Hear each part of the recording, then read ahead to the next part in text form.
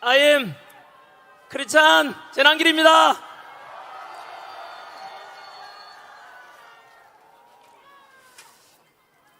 네, 반갑고 너무 감사합니다. 오늘 구미에 왔는데 중소도시라서 사람들이 적게 올 줄 알았는데 보다시피 끝이 안 보이네요.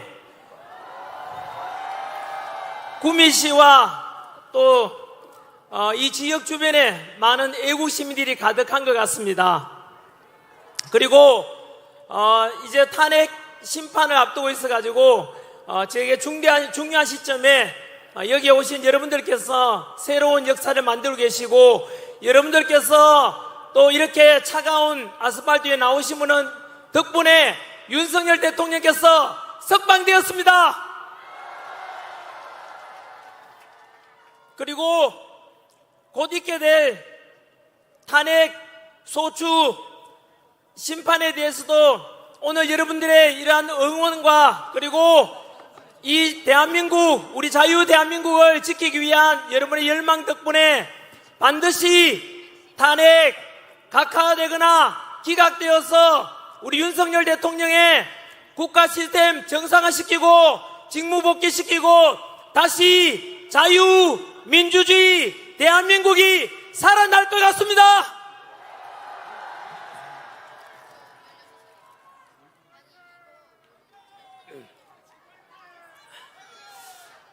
오늘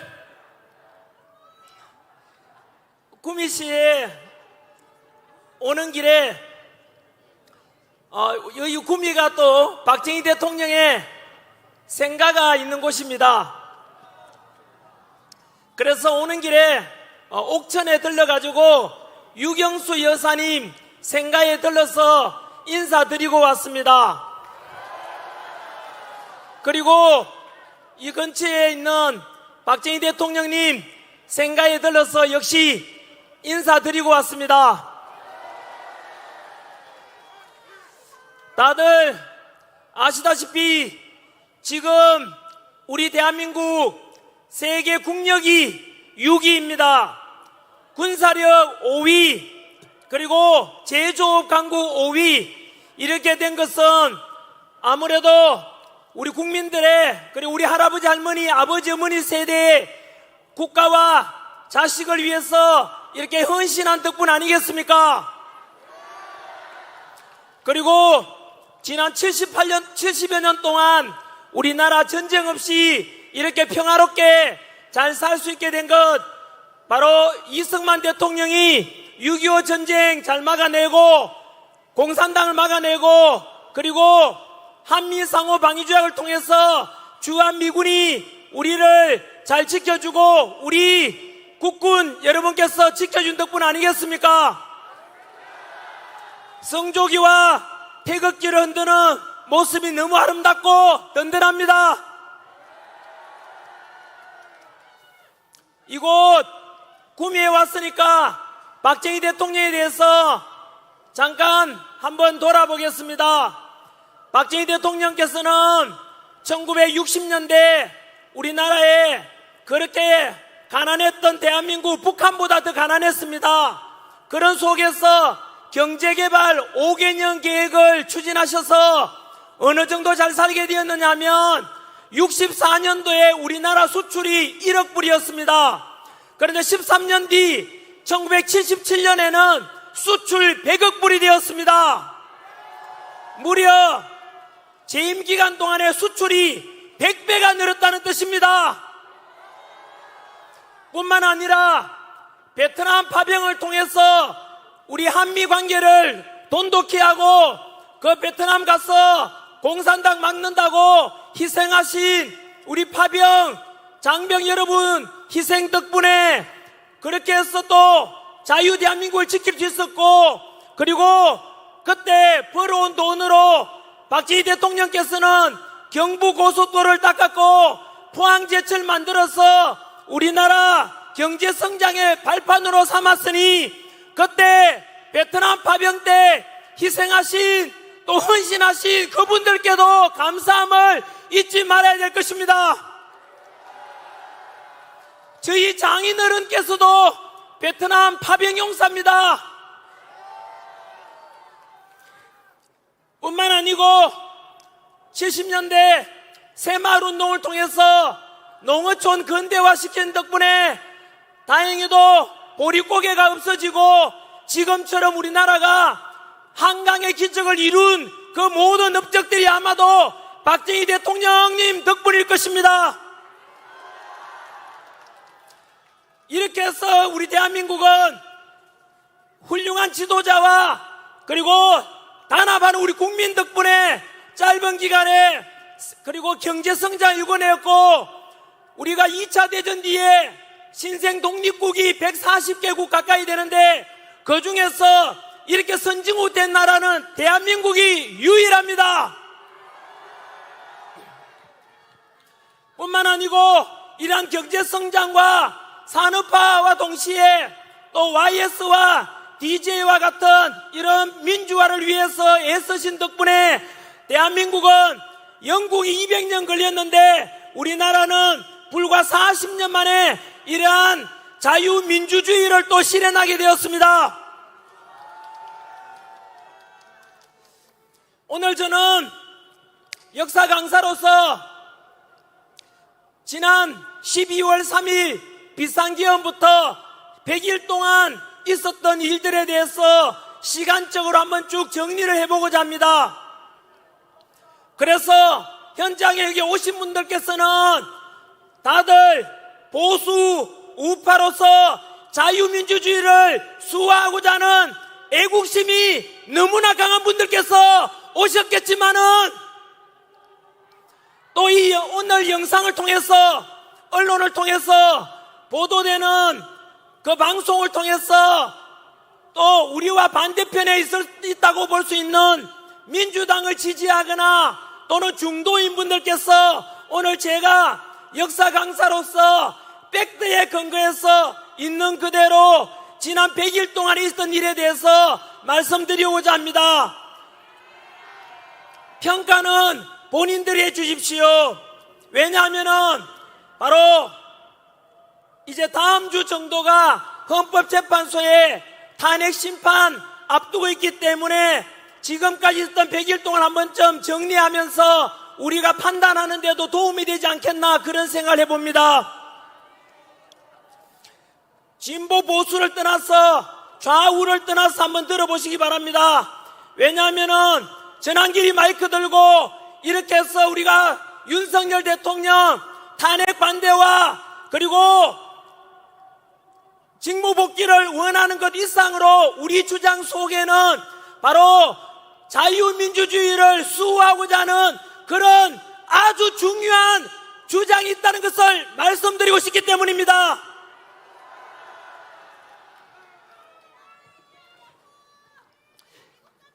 특별히 2030 세대 여러분들께서 잘 들어주셨으면 좋겠습니다.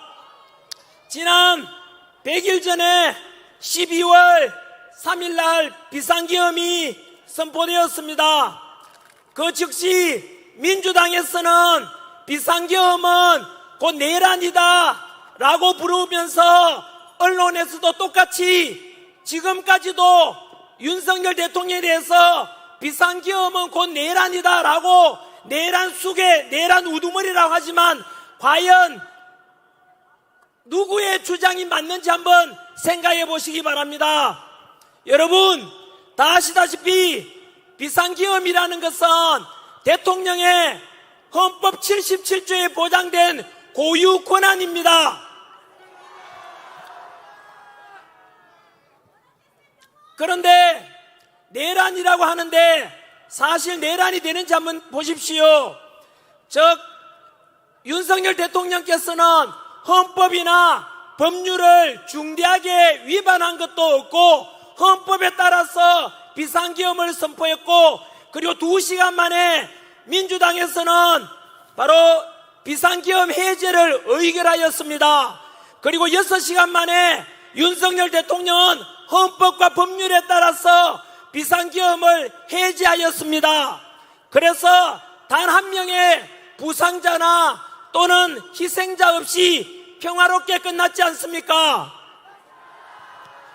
그래서 이것은 비상계엄이 곧 내란이 아니라는 것을 민주당은 처음부터 알고 있었습니다. 그래서 기억하실지 모르겠지만은 비상계엄 직후에 한 열흘 정도는 뭐라고 했느냐 하면은 바로 윤석열 대통령께서 북한에다가 드론이나 풍선을 보내가지고 국지전을 도발하고자 하였다라고 민주당에서 주장했습니다. 그것은 대통령은 원래 내란이나 외환의 범죄가 아니면 형사상 소출을 받지 않기 때문에 외환죄를 덮어씌우려고 했던 것입니다. 그 외환이라는 것이 IMF 외환위기 이런 게 아니고요, 외부에서 한국으로 침략을 유도해서 환란을 일으키고자 한다는 뜻입니다. 그래서 북한에다가 드론과 풍선 보내서 외부에서 환란을 초래하고자 라고 민주당이 주장했는데 지금은 조용하지요. 왜 그렇겠습니까? 외환죄라고 덮어씌우려고 했던 민주당의 거짓말이 드러났기 때문입니다. 두 번째, 과연 그럼 내란죄는 성립이 될까? 여러분, 민주당에서 내란죄를 덮어씌우려고 뭘 했느냐면 국회의사당에서 국회의원들이 비상계엄 해제를 못하도록 윤석열 대통령이 국회의원들 의결 못하도록 끌어내고자 했다라고 덮어씌웠지 않습니까? 그런데 민주당에서는 거짓말을 또 했지요. 민주당 김병주 의원, 박범계 의원, 그리고 부성찬 의원이 주도해가지고 곽종건 특전사령관을 회유했습니다. 그 음성 녹음까지 다 밝혀졌지 않습니까? 내용은 곽종건 사령관한테 야, 네 내란죄다, 큰일 났다, 무기징역이나 사형에 처할 거다 라고 하니까 곽종건 사령관이 겁이 나서 민주당에 회유가 돼가지고 결국은 민주당이 조작을 하게 해가지고 그 곽종건 사령관 국회의원을 끌어내라고 한 것이 아닌데 요원을 끌어내라고 했는데 국회의원을 끌어내라고 거짓말을 덮어씌웠지 않습니까? 그 조작한 것이 다 드러났지 않습니까? 그리고 윤석열 대통령이 체포 명단을 이렇게 메모하라 했다고 해서 국정원 차장 홍장원에게 명령했다 하는데 그 홍장원 역시 거짓말 메모 아닙니까? 그 거짓말도 마찬가지로 국회의원 민주당의 박선원 의원이라고 역시 메모를 조작한 것조차도 드러났습니다. 여러분, 결국에는 윤석열 대통령한테 대해서 내란죄를 덮어씌우려고 하다가 조작을 한 것이 거꾸로 이제 다 드러났다는 뜻입니다. 혹시나 이 중에서 숨어서 듣고 계시는 민주당 지지하시는 분들께 한번 판단해 보십시오. 금방 말씀드린 대로 윤석열 대통령을 내란 외환죄로 덮어씌우려고 하다가 외환죄로 덮어씌우려고 했던 것도 거짓말로 드러났고 내란죄 덮어씌우려고 하는 것도 역시 또 민주당에서 조작하고 회의에서 거짓 증언하게 했다는 것이 또 드러났습니다. 그러면 이제 묻겠습니다. 진정한 내란 범죄 일으킨 것은 윤석열 대통령입니까? 민주당입니까? 여러분, 내란을 일으키고 조작한 것은 누굽니까? 민주당은 이제 답변하라. 두고 역사상에서는 내란을 조작하면 삼족을 멸하라고 했는데 삼족을 멸하진 않을 테니까 양심 있으면 민주당은 해체해라. 두 번째,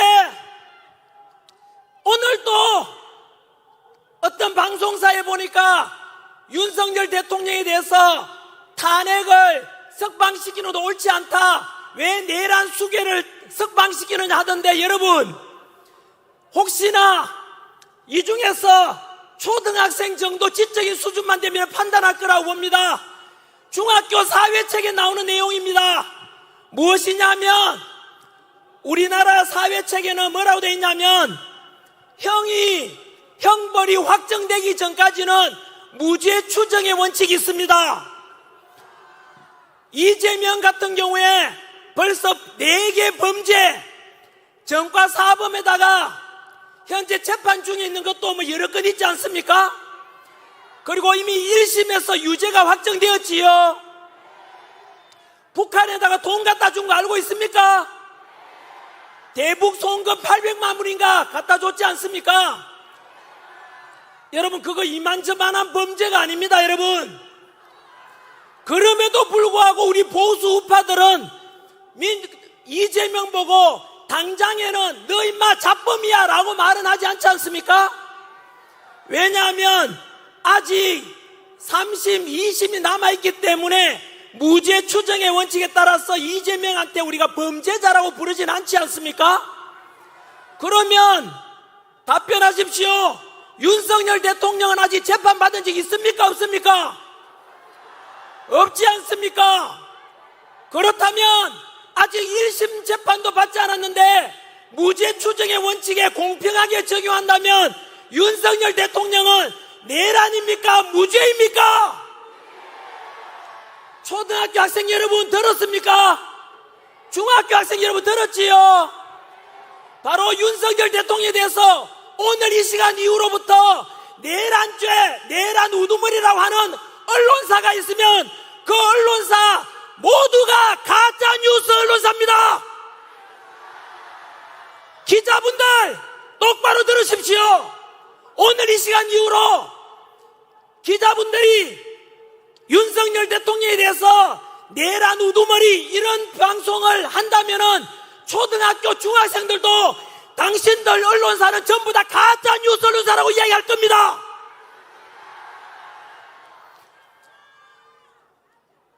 세 번째, 내란죄도 그래서 부르면 안 되고 내란은 윤석열 대통령 이런 것이 아니고 민주당이 조작을 했는 조선시대로 따진다면 삼족을 멸할 만큼 민주당은 지금 엄청난 범죄를 저지른 겁니다.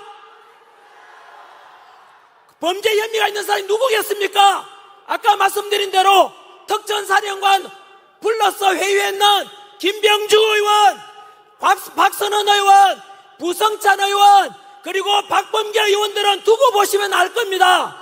지금은 탄핵정국이라 침묵하지만은 그 사람들 이번 탄핵정국 지나고 나면 잠 못 잘 겁니다. 박선원 의원은 역시 홍장원 메모를 조작했지 않습니까?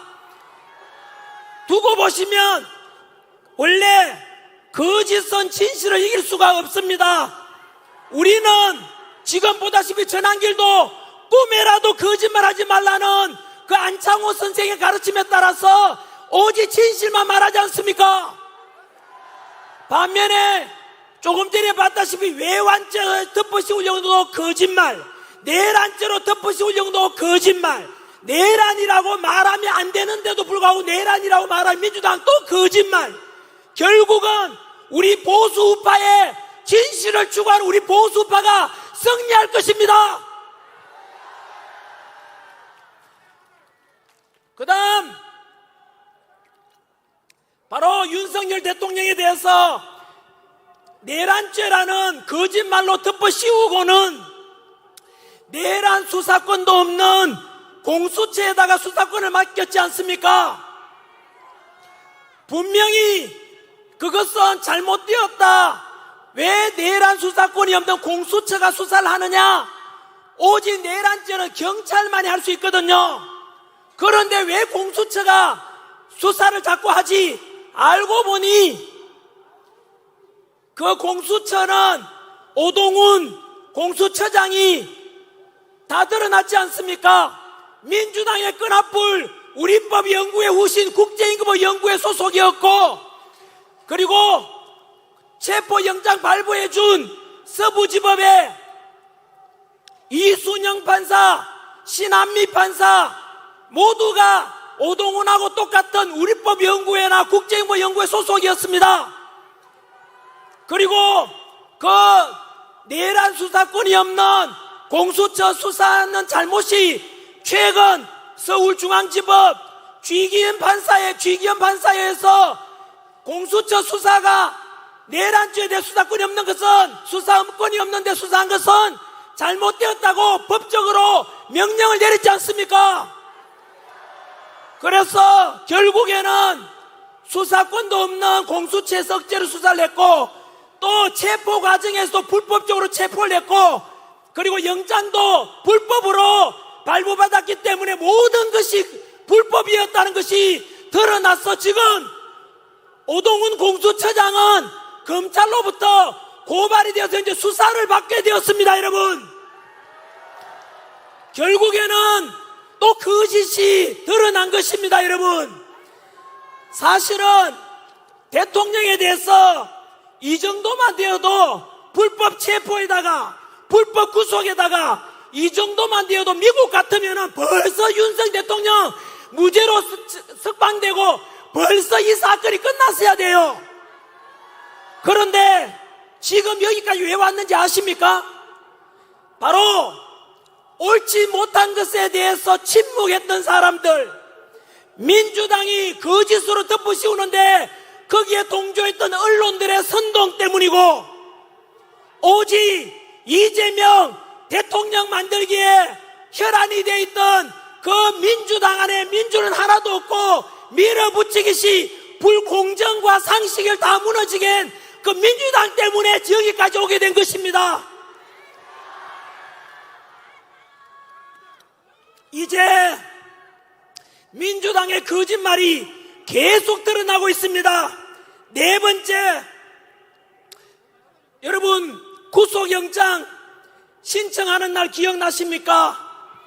그날 밤에 서부지법 앞에 있던 애국 청년들 일부는 그 감정은 분을 참지 못해서 서부지법에 난입해서 많은 분들이 구속되는 안타까운 일도 있었습니다.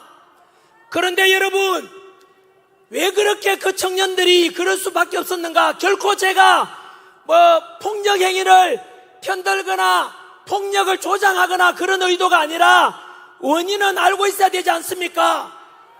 판단은 여 근처에 계시는 중학생, 초등학생들까지도 알 수 있는 팩트를 말씀드리겠습니다. 아시다시피 이재명은 전과자 아닙니까? 현재 여러 개 범죄 혐의로 수사를 받고 있는데 야당 대표라는 이유로 불구속 수사를 받고 있지 않습니까? 그런데 윤석열 대통령께서는 바로 오직 단 한 줄 이유, 증거인멸 우려가 있다는 이유로 윤석열 대통령에 대해서는 바로 그 차은경 서부지법 판사, 역시 우리법 연구회입니다. 편향된 그 판사는 윤석열 대통령에 대해서는 구속영장을 청구했지 않습니까? 구속수사를 하라고 해서 결국 구속시켰지 않습니까?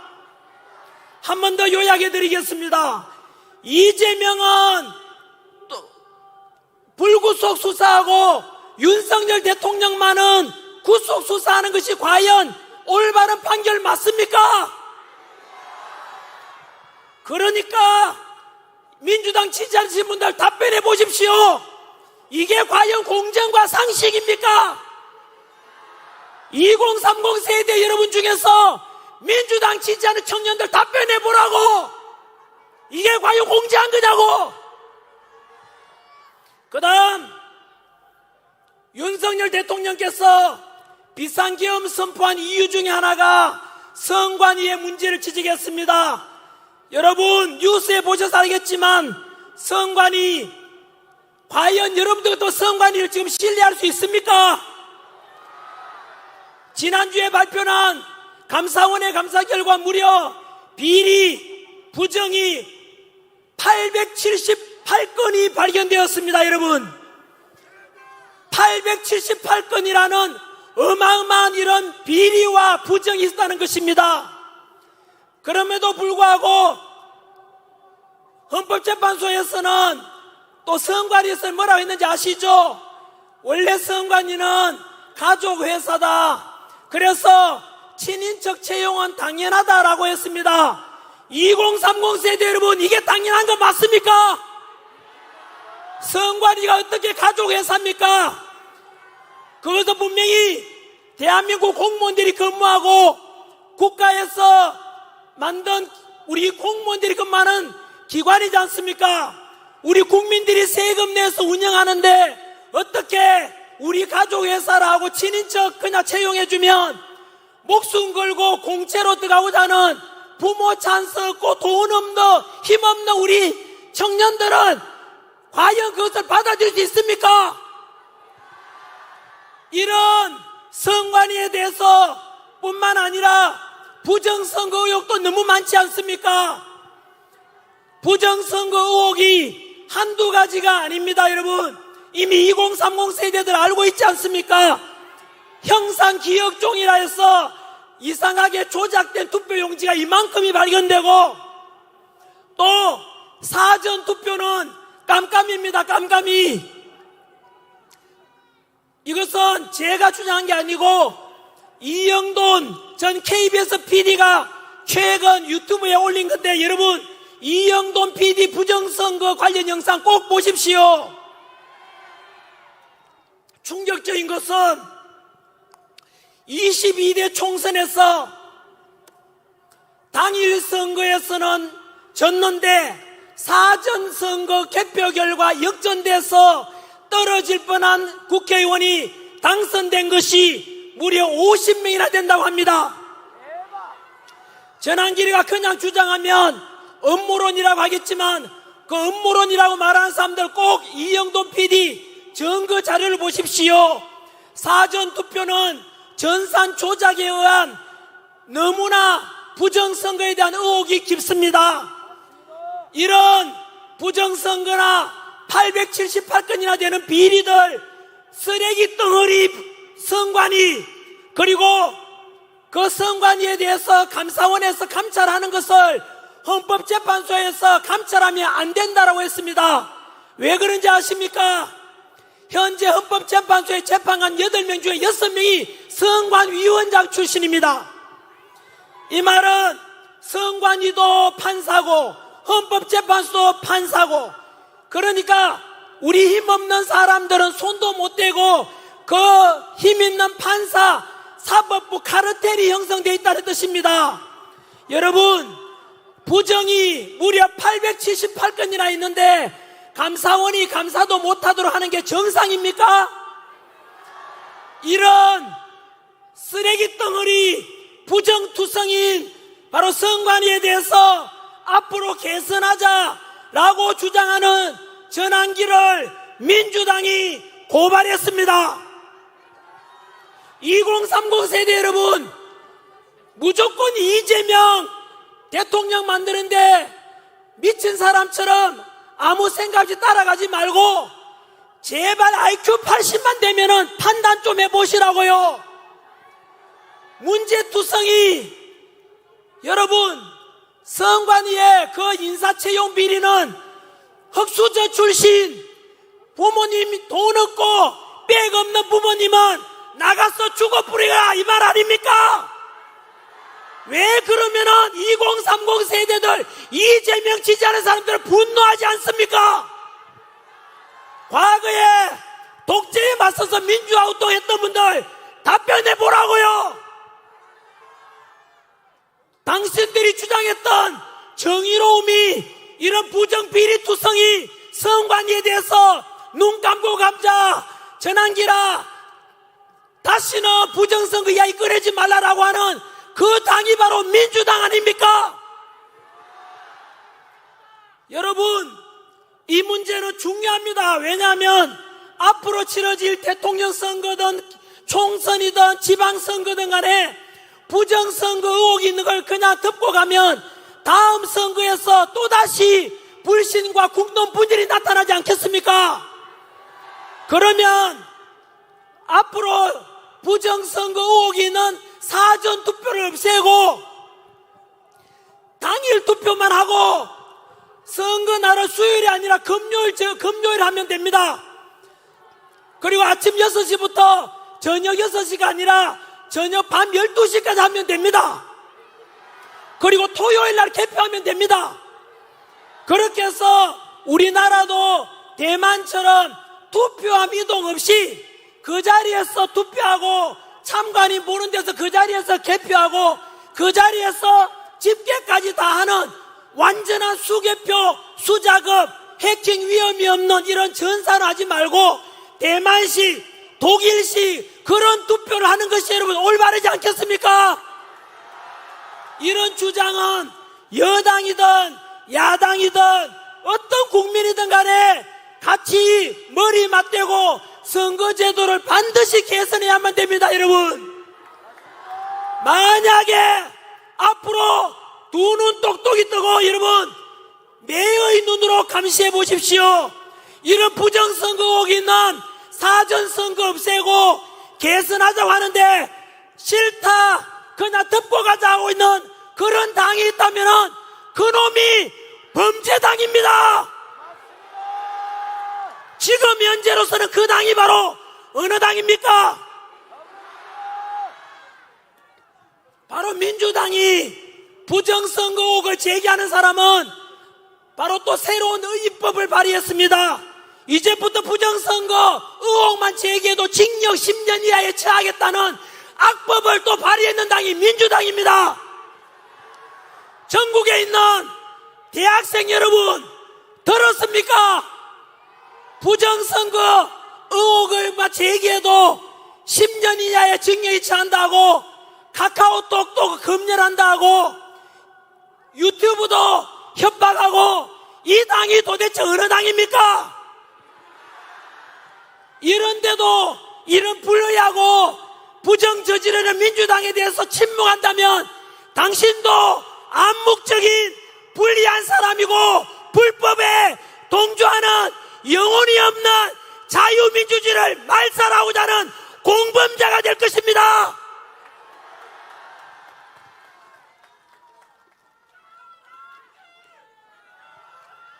그리고 알다시피 윤석열 대통령께서 비상계엄을 선포했는 이유 중에 하나가 바로 29번의 민주당의 폭력적인 폭압적인 바로 탄핵에 대한 이야기를 안 할 수가 없습니다.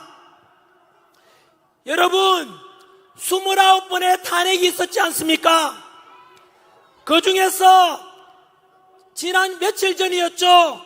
감사원장 탄핵을 민주당에서 했는데 두 가지를 지적하고 싶습니다. 감사원장 탄핵 사유 뭔지 아시죠? 바로 전 정부 문재인 정부 때 우리나라 군사 1급 비밀이죠. 사드 배치에 관한 군사 정보를 당시 문재인 정부 때 정의용 안보실장이 중국에다가 넘겨줬다는 의혹이 있어가지고 그것을 감사원에서 감찰하려고 하니까 민주당이 감사원장을 탄핵했습니다. 여러분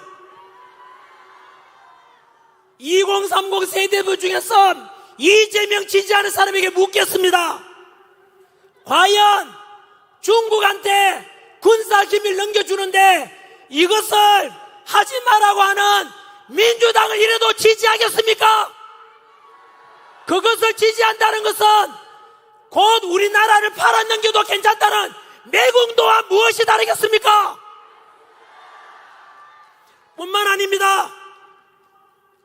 며칠 전에 그렇게 해서 막무가내로 29번 탄핵 중에서 지금까지 8번의 탄핵 결과가 심판 나왔지 않습니까?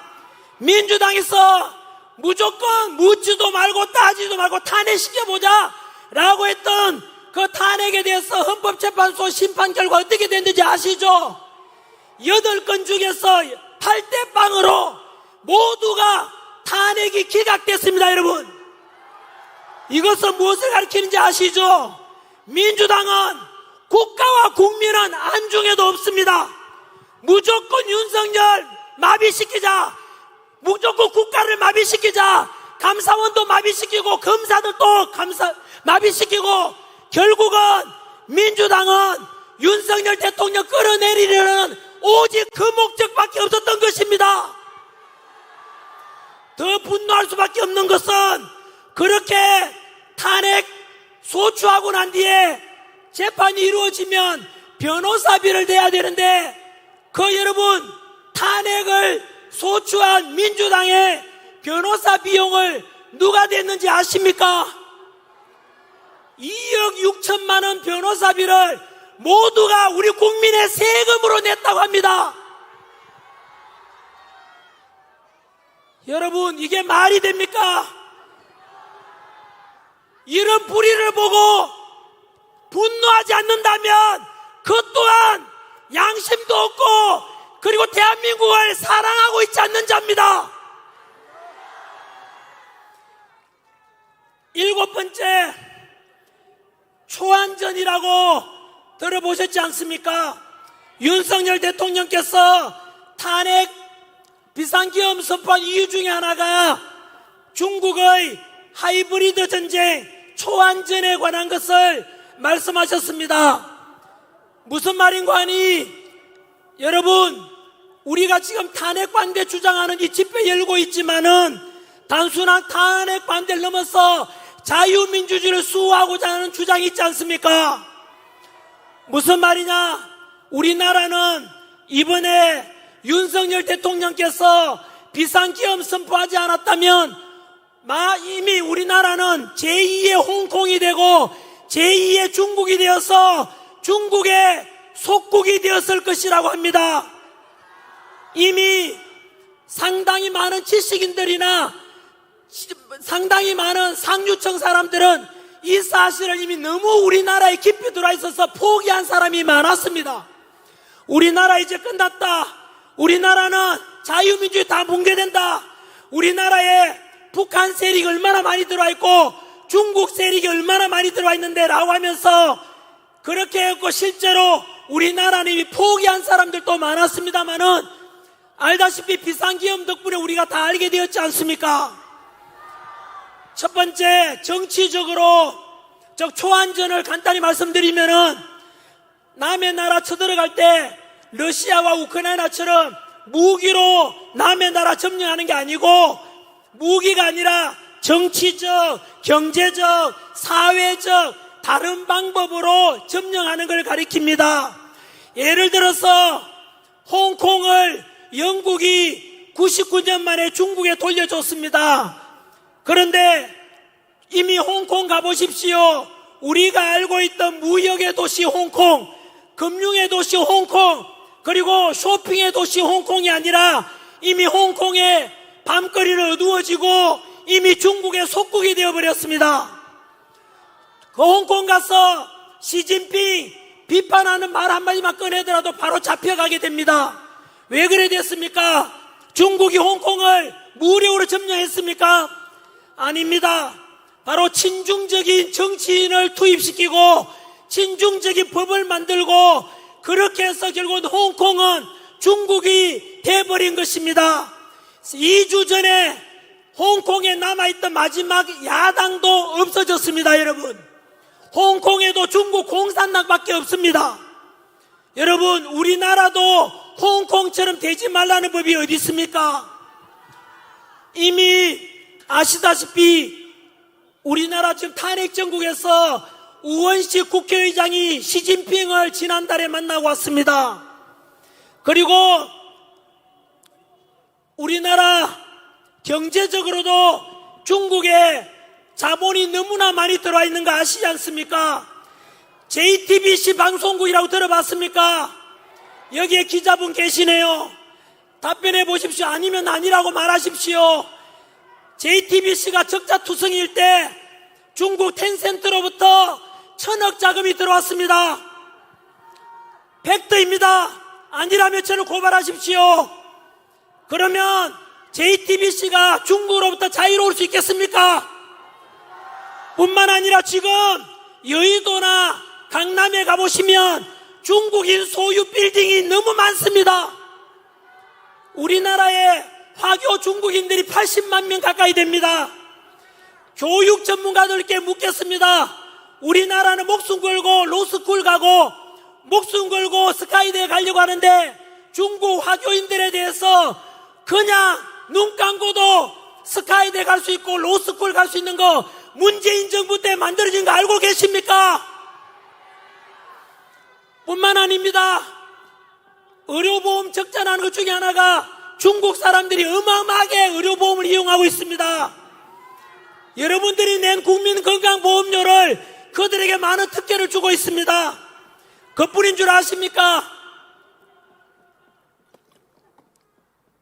벌써 시간이 다 됐네요.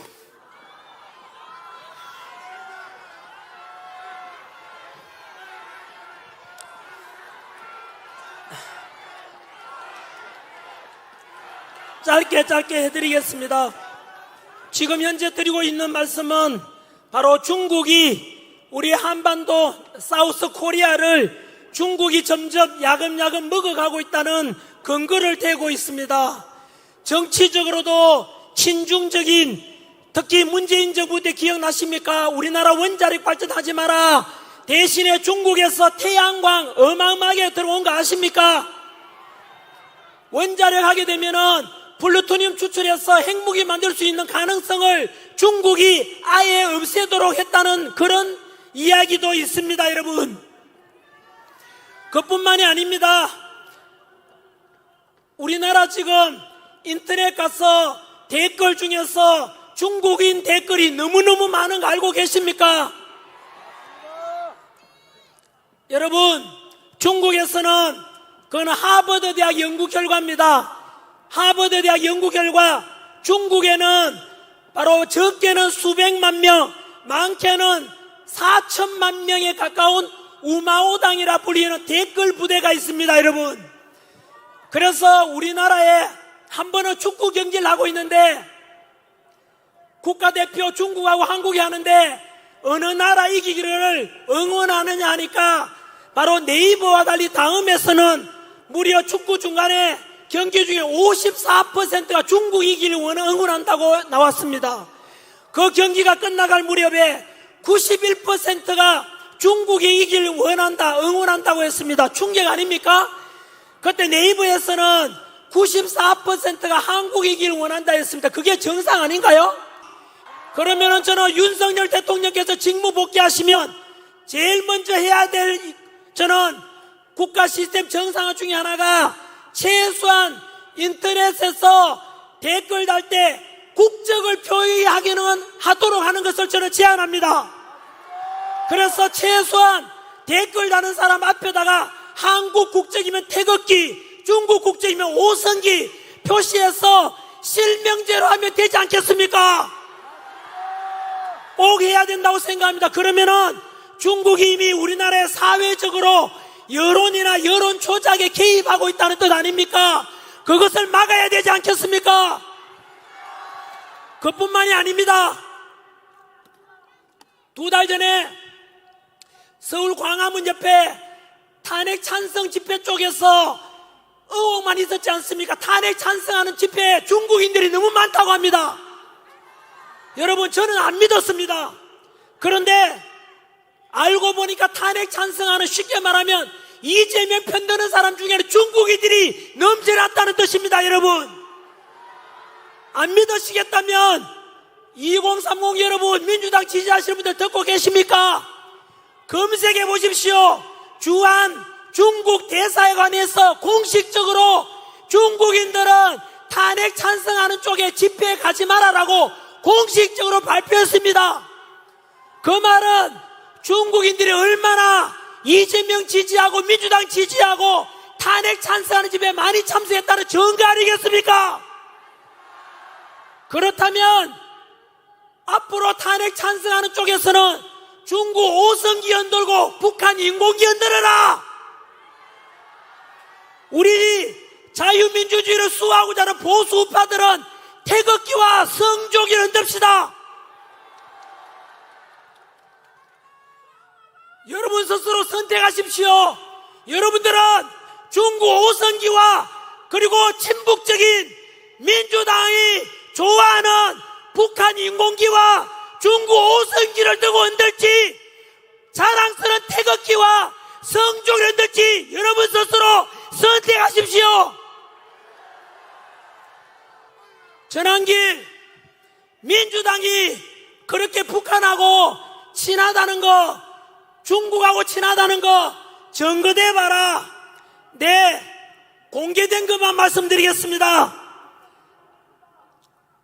지금까지 여러분 기억나십니까?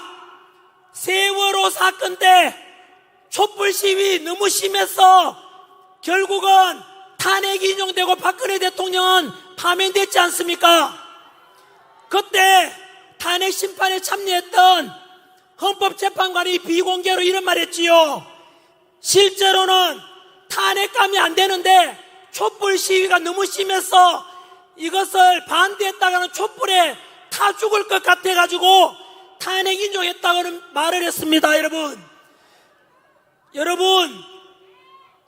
그 촛불 집회, 쉽게 말하면 세월호 사태 때, 그리고 이태원 참사 때, 그리고 광우병 파동 때, 그리고 후쿠시마 오염수 방류 때, 그럴 때 여러분 촛불 시위가 심했지 않습니까? 온데 난리였습니다. 이태원 참사 때도, 세월호 참사 때도 그 가족들이나 유가족들은 너무 가슴이 아파서 빨리 상처를 잊고 싶은데 계속해서 떠들었지 않습니까? 그때 민주당이 그 촛불 시위를 주도했었지요. 그 민주당과 항상 같이 다니는 조직이 바로 민노총 아닙니까?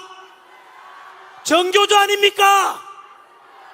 민노총 간부가 작년에 간첩죄로 15년형을 선고받았지 않습니까?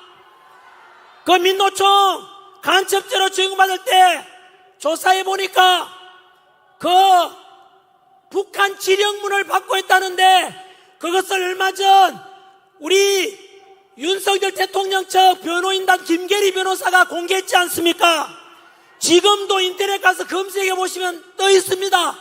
그 간첩, 민노총 간첩 알고 보니까 북한 지령문이 내려왔는데 바로 이태원 참사를 촛불 시위와 연결해서 윤석열 정부를 혼란에 빠뜨려라 라고 했는 것이 북한 지령문이었습니다. 여러분, 그렇다면 북한 지령문을 받아서 촛불 시위와 연계해서 이태원 참사를 통해 계속해서 혼란을 부추겨라 라고 했는 것이 북한 지령문이고, 그 북한 지령문을 받은 것이 민노총이고, 그 민노총을 따라간 것이 함께한 것이 민주당 아닙니까?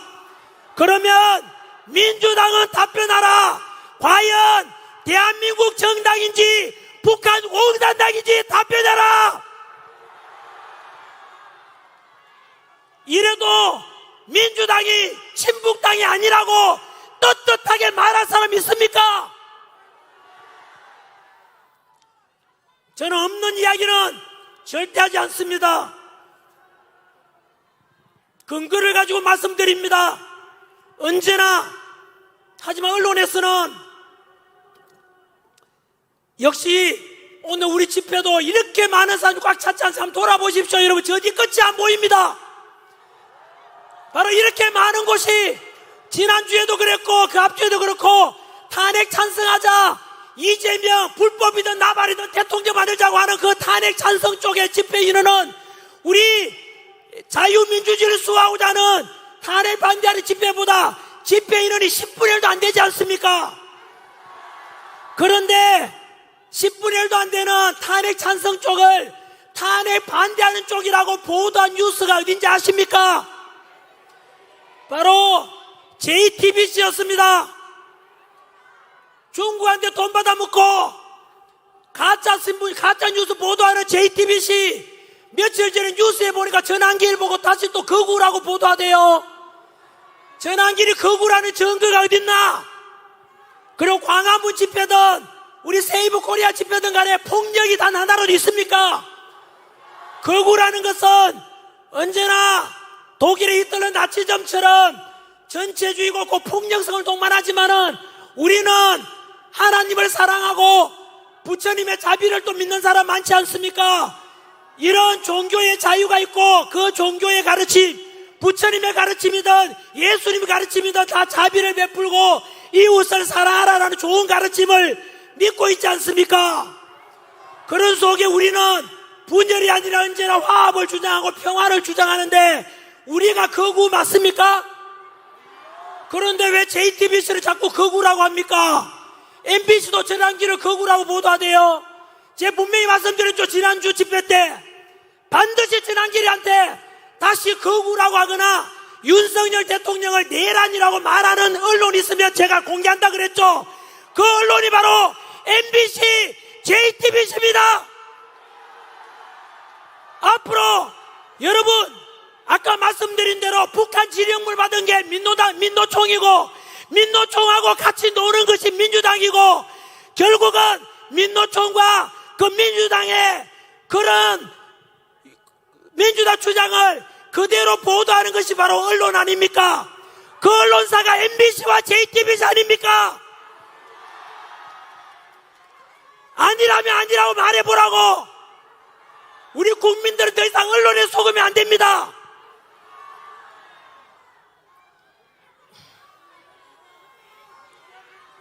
마무리 짓겠습니다.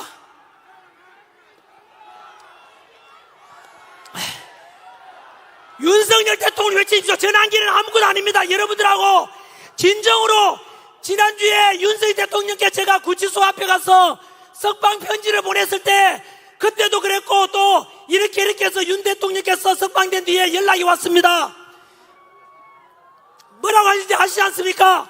윤석열 대통령께서는 바로 여기 거리에 나와서 지난 겨울부터 차가운 이 아스팔트 위에서 윤석열 대통령 석방하라, 자유민주주의 수호하자라는 그 국민들 2030 세대들과 그리고 미래 세대들 덕분에 윤석열 대통령이 살아났다고 하면서 감사하다고 전해달라고 했습니다. 여러분, 바로 여러분들이 애국자고 여러분들이 새로운 역사를 만들어내고 있고 여러분들이 윤석열 대통령 살려내고 여러분들이 바로 자유민주주의 수호하시는 주인공입니다.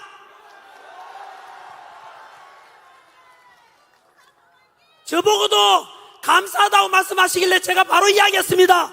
저는 심부름꾼이고 여기에 앉아 계시는 얼굴 한번 내밀지 못하고 이름 누구지도 모르지만 묵묵히 멀리서 자유민주주의 수호하고자 태극기 들고 성조기 들고 나라 지키자 여러분들이 바로 진정한 주인입니다. 여러분, 진심으로 감사합니다.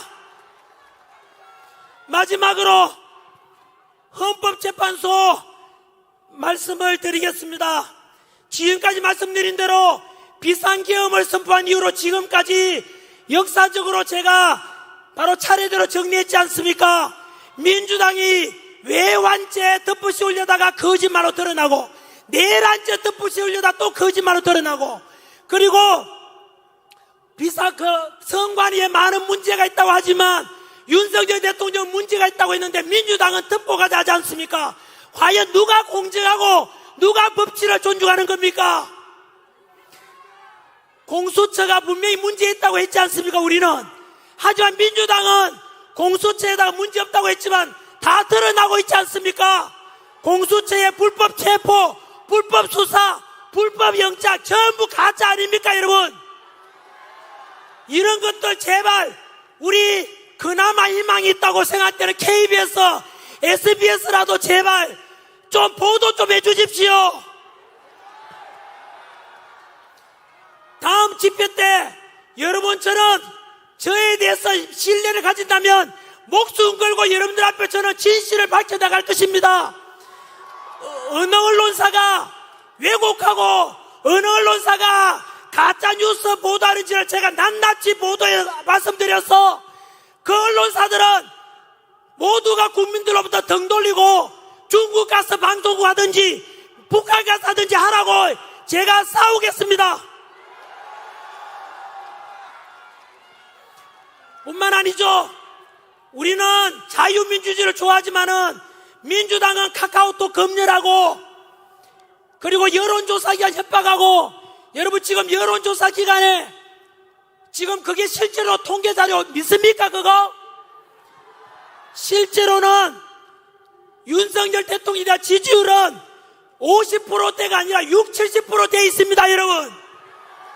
그런데 TV만 틀면 윤석열의 목소리가 안 나오고 이재명 지지율 올라갔다 이재명 지지율 올라갔다 그것만 보도하지 않습니까?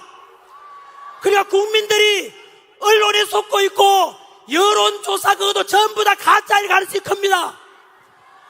제 친구 서정욱 변호사의 말에 의하면 나름대로 유명한 한국갤럽 리얼미터 그쪽도 역시 좌파라고 해가지고 이재명이 2달 전에 기억나십니까?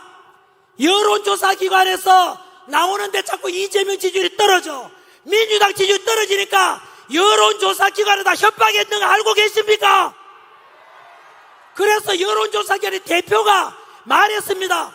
우리는 사기업으로서 힘 있는 사람이 저렇게 협박하면은 앞으로 영업하기 힘들어서 너무나 두렵다라고 말했습니다. 여러분, 2030 세대 여러분, 그리고 스스로 민주당을 지지한다는 사람에게 묻겠습니다. 국민들을 대상으로 카카오톡 검열하고 여론조사기관 협박하고 그리고 민주당 조금만 비판하면 그런 유튜브에서만 문 닫으라 그러고 여러분 고발하고 전환기도 2번 고발당했지 않습니까? 과연 2030 세대 중에 민주당 지지하신 분들 그리고 민주화를 좋아했던 분들께 답변해 보십시오. 과연 이런 카카오톡 검열하고 협박하고 표현의 자유를 말살하는 민주당의 모습이 과연 여러분들이 지지하는 당 맞습니까? 지금까지 제가 말씀드린 중에 거짓말이 어디 있습니까? 오직 저는 성경을 가지고 있습니다. 하나님을 믿고 사랑하며 진실만을 제가 말씀드리겠다고 언제나 꿈이라도 거짓말하지 말자. 이게 제 살아온 신조입니다. 제가 거짓말해서 얻을 게 뭐 있습니까? 저는 사랑하는 제가 가르쳤던 제자들 2030 세대들에게 또 자라나는 10대들에게 올바른 역사 가르치고 진실을 알려줘야 되겠다. 그래서 언론에서 나오는 것은 가공되고 여론조사기가 나오는 건 협박에서 나온 거니까 저는 진실을 알려주겠다는 게 제 신념 아닙니까? 진짜 끝으로 마이크 끄겠다고 하니까 약간 민주당 모습이 보입니다.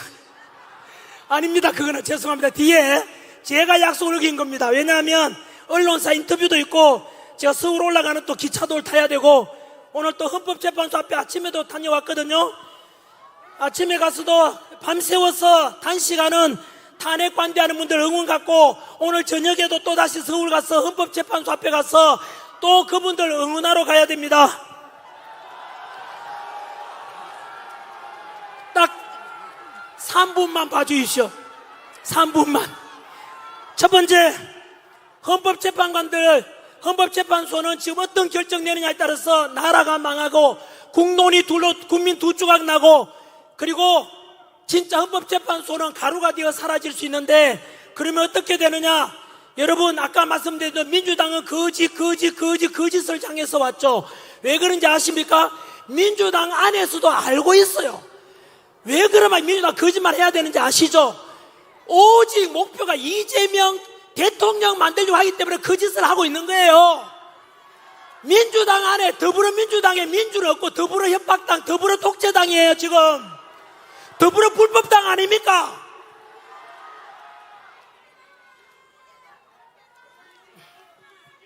그래서 마지막 이제 심판이 헌법재판소 이제 다음 주로 예상되는 결과를 기다리고 있는 중입니다. 금방 말씀드린 대로 저는 헌법재판관들에게 말씀드리고 싶습니다. 솔로몬의 지혜로운 재판이 필요할 때입니다. 어떻게 하면 국가도 망가지지 않고 어떻게 하면 국론 분열 두 조각 국민들이 나뉘어지지도 않고 통합할 수 있으며 어떻게 하면 헌법재판도 살아남을 수 있을까? 한 가지 방법이 바로 탄핵 각하를 결정하는 것입니다. 그렇게 하면 각하를 결정하게 되면 바로 첫 번째 헌법재판소 안에서 지금 재판 심리 과정에 불법적인 게 10가지가 있었다고 합니다. 우리나라 최고 헌법 권위자였던 허영 교수님의 발표입니다. 10가지 불법적이 있었으니까 각하를 해버리면은 바로 탄핵 소추 구성 요건이 안 되기 때문에 불법적인 10가지도 용서받을 수가 있고 또 국론이 분열되지 않습니다. 왜냐하면은 탄핵 찬성하는 쪽이라 민주당에서 할 말이 없어요. 왜냐하면은 억지로 지금 문영배, 이미선, 정정미, 정계선 같은 이재명 딸랑이들 집어넣어놨지 않습니까? 그런데도 불구하고 각하 결정이 나올 때면 오죽 조건이 안 됐으면 그랬겠냐 해서 탄핵 찬성하는 사람도 사실은 할 말이 없어져요. 그래서 결국은 국론도 다시 통합할 수 있고 헌법재판관들, 그 불의한 재판관들도 그나마 용서받을 수 있는 방법이 바로 각하 결정입니다. 그렇게만 되면은 윤석열 대통령께서 이미 석방됐지 않습니까? 직무 복귀하셔가지고 올바른 법에 따라서 또 공정하게 새로운 2.0 우리 이재명은 감옥 갈 가능성이 크죠? 바로 2.0 우리 윤석열 정부가 만들어질 거라고 믿고 있습니다. 그래서 우리 오늘 이제 헌법재판소의 심판 앞두고 오늘이 마지막 이제 이런 집회 같은 느낌이 들어서 제가 지금까지 100일 동안 있었던 일에 대해서 한번 정리를 해드렸습니다. 더 보시다시피 여러분, 누가 거짓이고 누가 진실인지 아시겠죠? 언론보다는 전한길이 진실일 것이고 민주당보다는 윤석열 대통령이 진실일 것이고 탄핵 찬성하는 쪽보다는 반대하는 쪽이 진실일 것입니다. 한 번 더 혹시나 우리 탄핵 반대 전한길 집회를 어떻게 생각하는지 그동안 의심했던 분들 들으셨습니까? 저희들은 탄핵 반대하는 일이 많이 모여서 주장하는 내용이 폭력이나 분열이 아닙니다. 통합과 화합을 원하고 있고 평화를 원하고 있습니다. 그리고 친중적이 되어서 제2의 홍콩이 되는 걸 막고 더욱더 자유민주주의가 확고해지고, 그래서 우리 2030 세대들, 미래 세대들, 우리 아들, 딸, 손자, 손녀들이 살아갈 이 대한민국은 바로 자유가 넘치고 자유가 가득하고 마음껏 자유함을 누릴 수 있는 그런 대한민국을 물려주고 싶어서 이렇게 주장하고 있지 않습니까?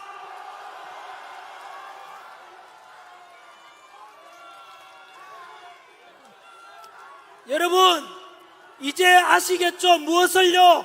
윤석열 대통령께서 처음에 비상계엄을 선포했을 때는 저는 죄송합니다만 미친 짓이라 했지만은 그 뒤로 계몽이 되었고, 먼저 개몽된 게 광화문에 있던 집회하는 분들과 2030 세대고 제가 개몽되었고, 그 뒤로 혹시나 개몽된 분들 보시다시피 비상계엄이 아니었으면은 성관 예의가 썩었는지, 헌법재판소에 문제가 많은지, 그리고 공수처가 이렇게 문제가 많은지, 그리고 민주당이 저렇게 폐악질을 많이 했는지 몰랐지 않습니까?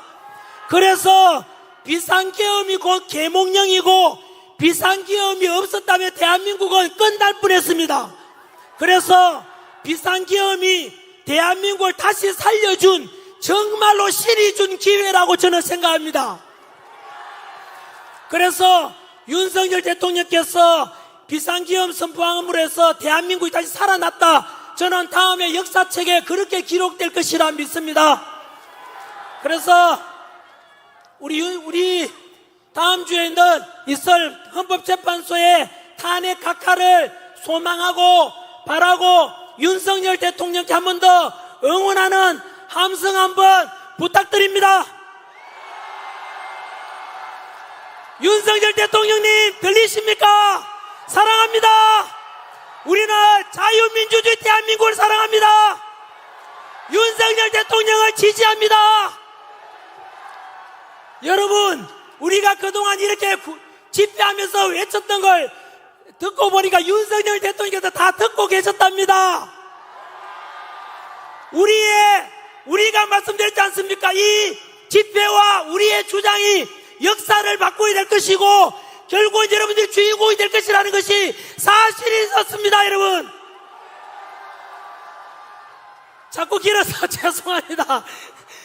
진짜 너무 여러분들 자랑스럽고, 저도 다음 주에 반드시 각하 헌법재판소의 심판은 각하가 될 것이라고, 그 모든 것은 여러분들 덕분이라고 저는 생각하고, 또 구치소에서 꿋꿋하게 전혀 흩어짐 없이 바로 우리를 믿고 지켜 기다려주신 윤석열 대통령 덕분이라고 저는 생각합니다.